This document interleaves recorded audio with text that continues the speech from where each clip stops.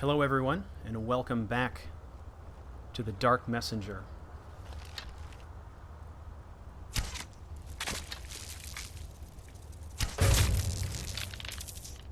This is the second part of our playthrough. In the end of the Dawnguard questline. We are currently in the quest line called Touching the Sky, I believe. We're in pursuit of Auriel's bow, and we are now in Darkfall Passage. The last episode we came through Darkfall Cave. We met a snow elf there, who was a race we thought long dead, and went through some kind of magical device called the Way Shrine that took us here to Darkfall Passage. I see we're going to encounter some Falmer here. I'm guessing there'll be a lot of them.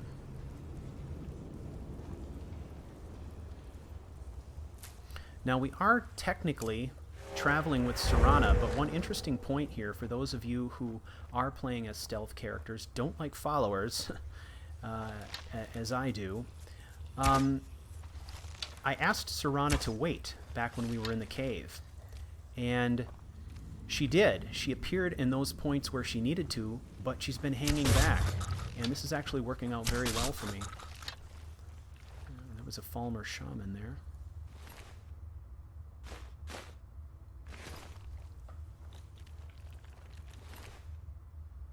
This is very interesting. I'm seeing a lot of plant life here that I have not seen before. I'm a bit curious as to what I can do with some of this stuff. Chaurus. We do not want to let them get close.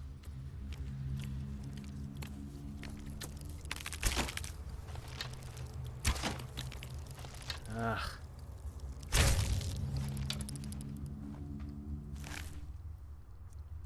It's a little hard to hit some of these targets every once in a while. Especially in third person, and I find that I have particular difficulty in situations where I'm elevated above my target. You'll see that from time to time where I will bounce an arrow off the geometry even though it appears as though I have a clear shot. I guess that's, you know, one of the drawbacks of playing in third person. I try to stay in third person as much as I can because I think it enhances the playthrough. It gives me a sense of character and gives you, the viewer, a sense of character, but it can be frustrating. Here we got a trap. Now, as an archer, we can disable these traps. This is where first person will come in handy. We can aim at the tripwire, disable it. There we go. The reason I'm doing this, I could just jump over it, but because I don't know what's ahead of me, I never know when I'm going to have to backpedal and retreat. I'd hate to retreat right back into a trap that I didn't take the time to disable. So those traps are activated so quickly that I tend to stay away from them and just try to activate them with my bow from range.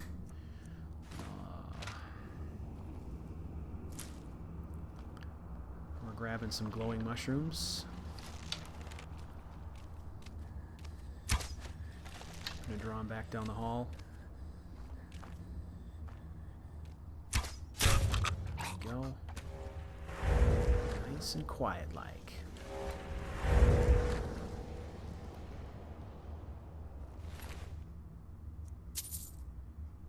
Falmer ear, that's good for poison, but I've got tons of them, so I'm not going to collect any more.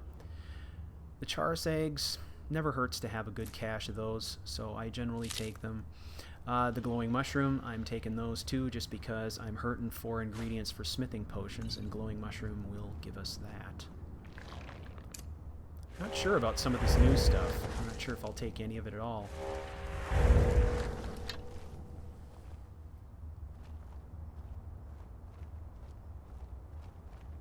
These caverns are vast.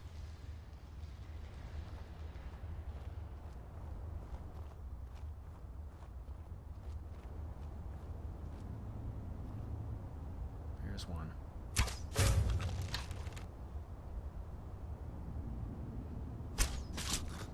There we go. His buddy came to check out his fallen comrade, and that was his undoing. What's up here?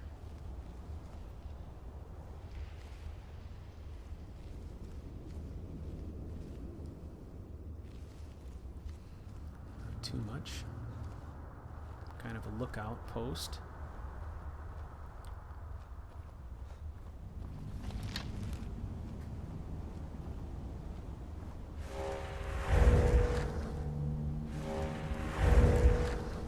It is painfully dark down here.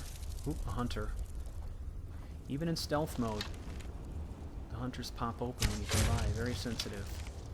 I'm fortunate enough that when they do arrive, they can't see me, so that gives me a leg up on them, but they're dangerous. I like to take them out at range if I can. Sometimes I'll shoot them, I'll pop the pod in advance from a distance and then pick them off right when they come out. Seems safer to me, but...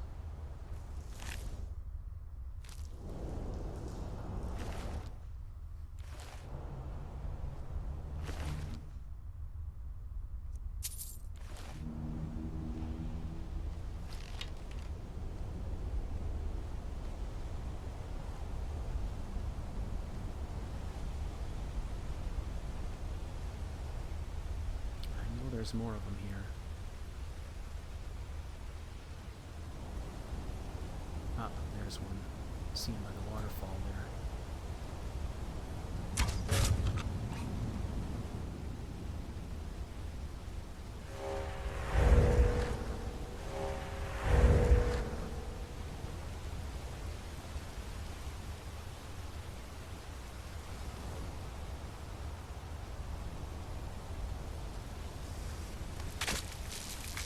Hunter.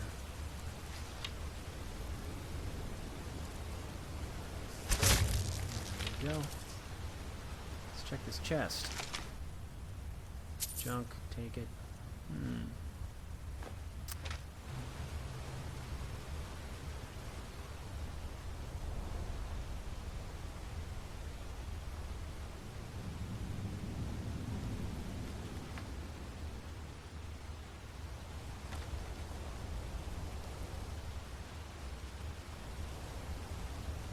I've actually really enjoyed this Dawn Guard quest line. It's pretty magnificent, actually. Parts of it that are profoundly creepy. Being a vampire wasn't something I was absolutely sure that I wanted to do initially, but I'm actually enjoying it a lot. One thing you may notice is you never see me feeding. Never see me feeding. And I don't. There are a million ways to justify why I do that, but the primary reason is that the vampiric powers that I use, I want maxed out all the time. And if I feed, I'm basically dialing down those powers.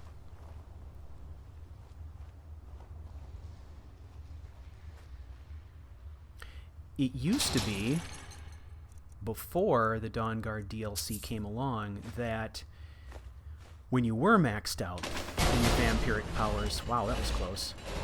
Anytime somebody saw you, they would attack you. But when the Dawn Guard DLC came out, they softened that a little bit. So now there's really no disincentive to having your vampiric powers maxed all the time. So I don't feed. From a role-playing perspective, I justify that by the fact that Sentrosi is interested in being as powerful as he can be. Since he's committed to this idea of being a vampire, why not take advantage of the full powers? So one of the things that I do in-game to kind of counter that is I do eat, but the only thing that he eats is raw meat. So that's kind of my little trade-off. There are other things I do with this character from a role-playing standpoint that I might elaborate on in the future. But I'm thinking, because of the way that I actually run these playthroughs, having them be sort of location-based, I may have to do some kind of special episode where I talk about role-playing this character and his background. What am I hearing? This looks like some kind of a shrine.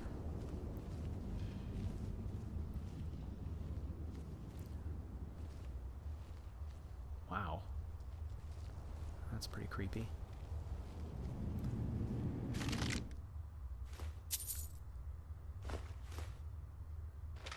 Some good stuff in there. Something's going on. Aha. Or a whisper, just at the right time. Let's take these guys out quickly and quietly. 1, 2. Moving on. Now these poor Falmer. They don't know what hit them. Falmer are actually quite dangerous opponents, especially when you're at low level. Those Falmer axes are just harsh. But those of us playing the sneaky characters, we have a double advantage on them. Not only can they not see, but where we're concerned, their hearing fails them as well. So when you encounter Falmer, as long as you stay in stealth mode, you're generally okay.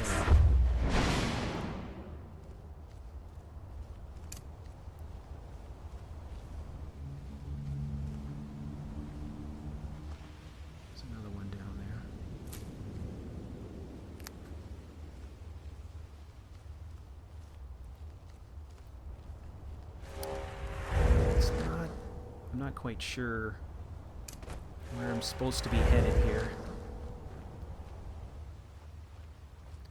Let's see. I'm going to go back this way. We sprung that trap already.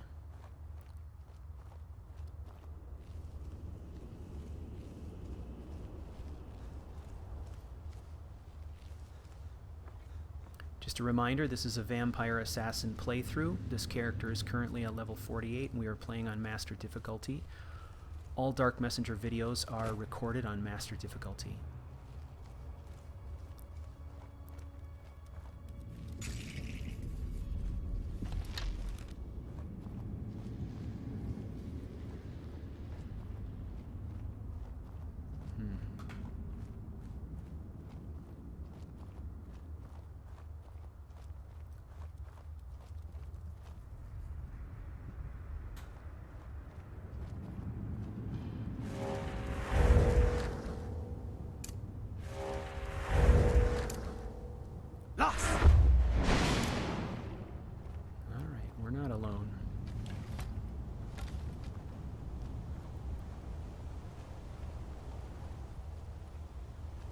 Some Chorus in here or what? Yeah, they're locked up. We are going to take them out.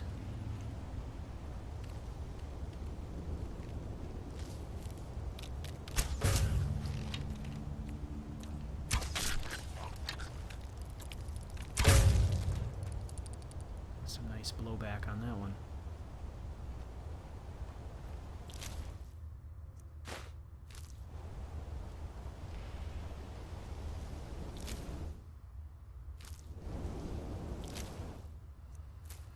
We'll grab a few eggs while we're here. I don't want to waste too much time looting, though.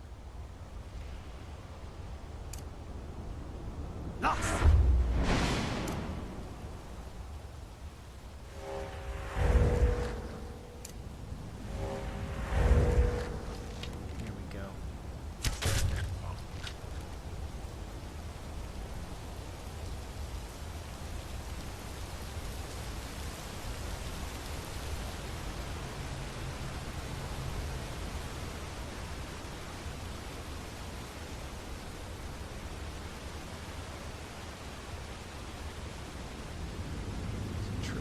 There.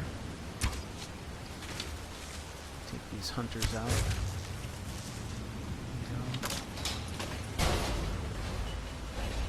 Reflexes help. Alright. This just looks like an enclosed space, so let's see what we got over here.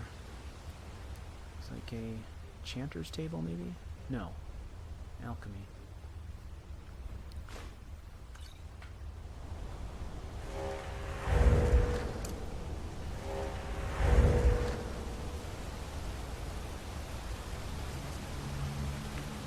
At some point I might like to actually stop and use an alchemy table. For now I'm okay. Yeah. I'm just thinking by the end of this thing we might want to increase the number of potions we're carrying on us. All of you assassins out there. Whoa, didn't see that one coming.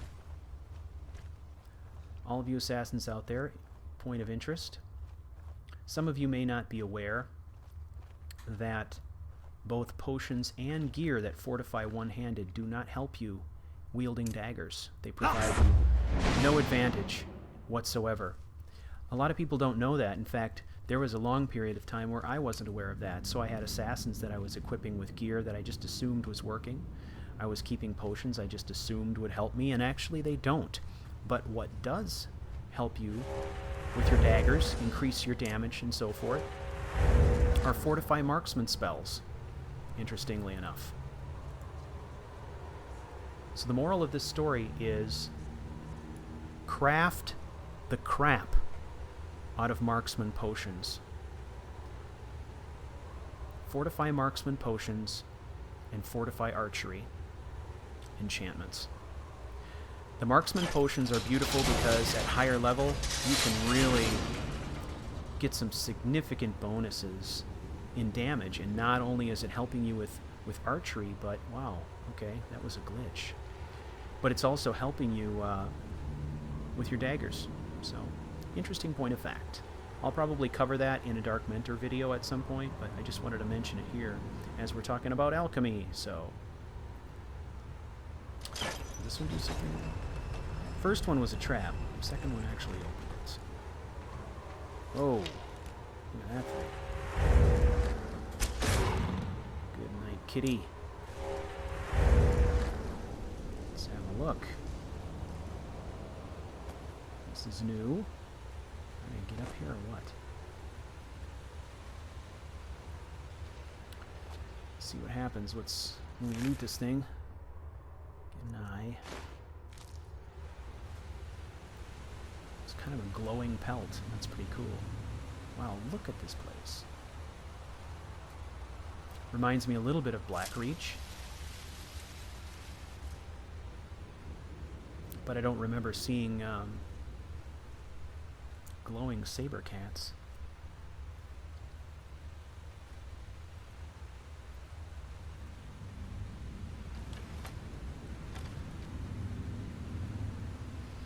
Put the bow away and pull the bow back out to speed up our sneak speed, increase our sneak speed.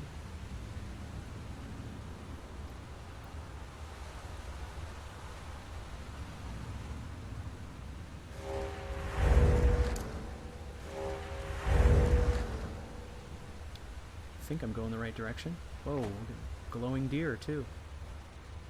Wow. That's pretty cool.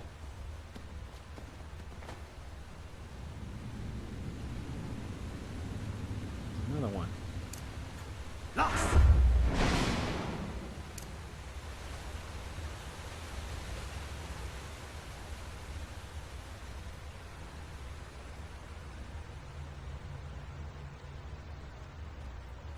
What is this thing? Let me get away from it.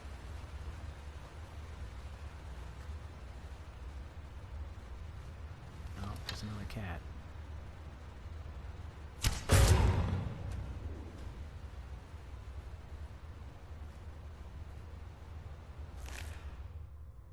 Ah, give me teeth.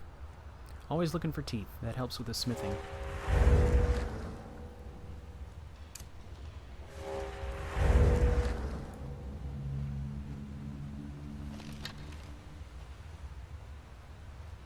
That looks like a way shrine up there. I think we may have reached the end of our slog through the passage, my friends. Let's approach cautiously. Yep, look at that. There's our spectral prelate, who's supposed to open this thing for us. Welcome, Initiate. This is the Way Shrine of Illumination. Then behold Auriel's gift, my child. May it light your path as you seek tranquility within the inner sanctum.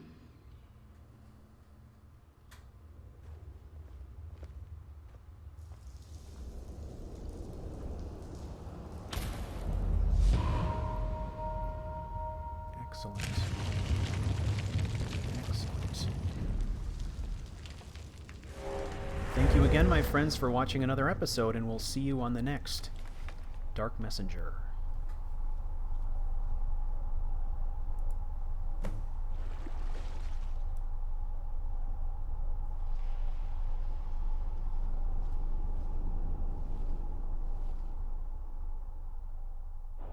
Thank you for watching another episode in the Dark Messenger series. Please feel free to rate, like, and subscribe. It helps me a lot. You can follow the story at CouchWarrior.tv or on Twitter at CouchWarriorTV. Thank you.